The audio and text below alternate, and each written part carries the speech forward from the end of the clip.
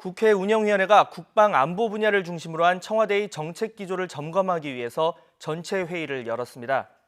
노영민 비서실장, 김상조 정책실장 등 청와대 핵심 관계자들이 참석했고 정의용 국가안보실장은 북한의 미사일 발사와 관련한 관계부처 장관 회의를 주재하기 위해서 오후에 출석하기로 했습니다.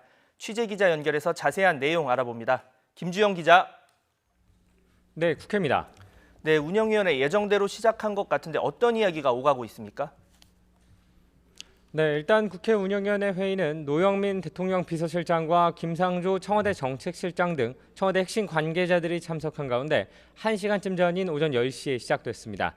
일각에서는 오늘 새벽 북한이 또다시 미사일을 발사해 지난 운영위 회의처럼 연기되는 것이 아니냐는 이야기가 나왔는데요. 일정 변경은 없었습니다.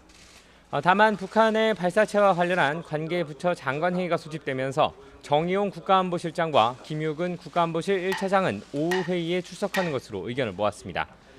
일단 회의에서는 청와대 비서실 등 각 부처의 현안 보고가 있었고 조금 전부터 질의응답이 시작됐는데요.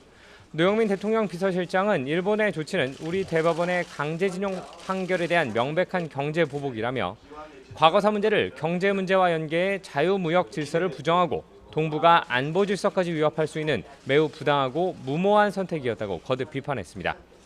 노 실장은 일본의 조치로 우리 경제에도 적지 않은 어려움이 예상된다며 정부는 우리 기업이 겪을 당장의 피해를 최소화하기 위해 가능한 모든 자원을 동원할 계획이라고 강조했습니다.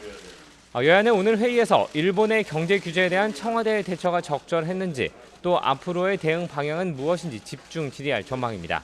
또 북한에 잇따른 도발과 러시아 군용기의 영공 침범 등 안보 현안에 대해서도 날카로운 질의가 이어질 예정입니다.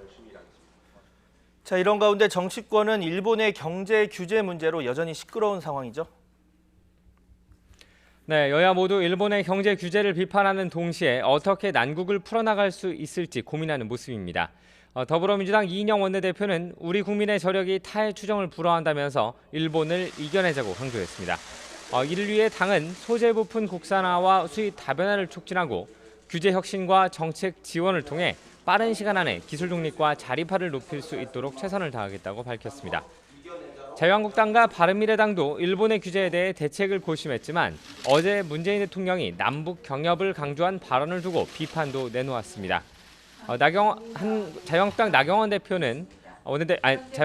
원내대표는 엉뚱한 솔루션, 상상 속 희망, 모래 속에 머리를 박은 타조 같은 말까지 동원하며 현실성이 떨어진다고 비판했습니다.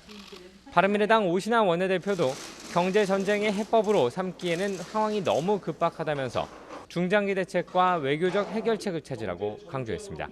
지금까지 국회에서 YTN 김주영입니다.